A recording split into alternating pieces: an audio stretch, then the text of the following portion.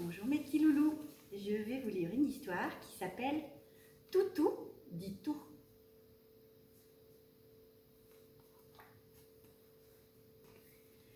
Devant la fenêtre, voici Pierre, mon petit maître, et moi, le chien Toutou. C'était du temps où ça n'allait pas fort à la maison.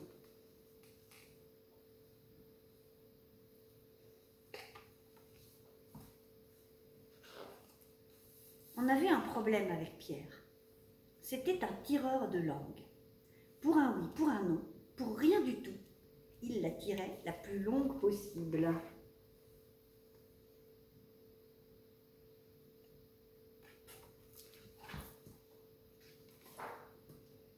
Il commençait dès le matin.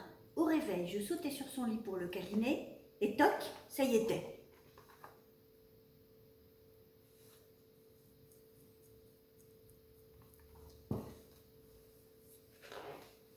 Dans la rue, quand sa mère lui demandait « Pierre, dis bonjour à la dame », pan, c'était le drame.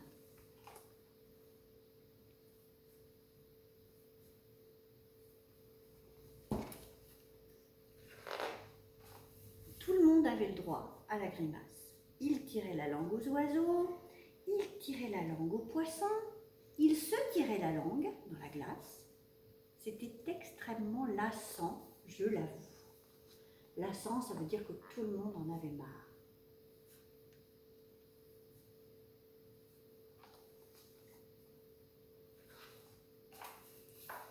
Même les dessins qui décoraient sa chambre portaient la marque de son idée fixe.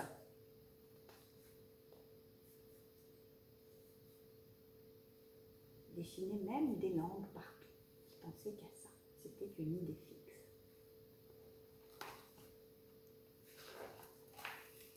Avec ses copains, c'était une habitude dangereuse, car à force de leur montrer la langue, certains lui montraient les dents. Et comme disait mon grand-père, qui était chien de garde, « montre ses dents qui veut mordre ».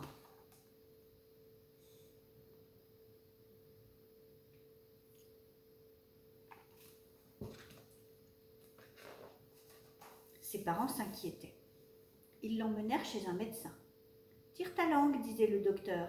« Tire ta langue », disait l'assistante. « Tire ta langue », disait le père. « Tire ta langue », disait la mère.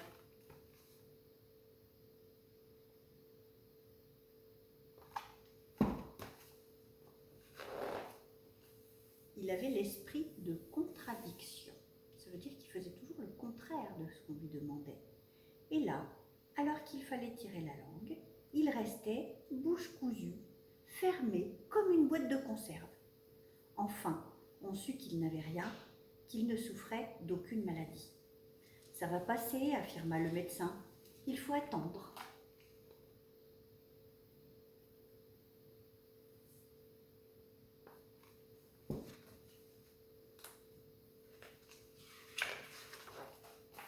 Un jour, les jours passaient. Nous attendions. Et pour montrer que nous ne lui en voulions pas, de temps en temps, quand il tirait la langue, eh bien, nous la tirions aussi.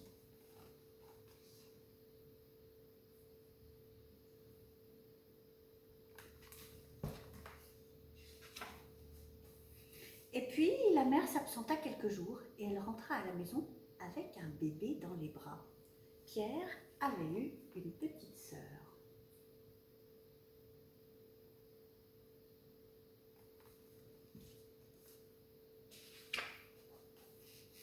Il en était sans voix.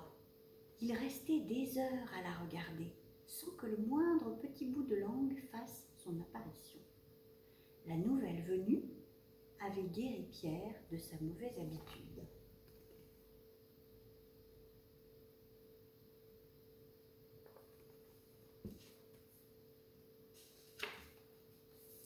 Nous étions heureux. La seule langue que l'on voyait dans la maison, c'était la mienne.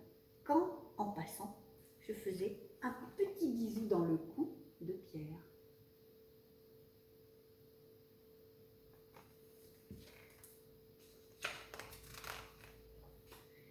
L'histoire devrait s'arrêter là, car tout était bien qui finissait bien. Mais On a un problème avec la petite sœur.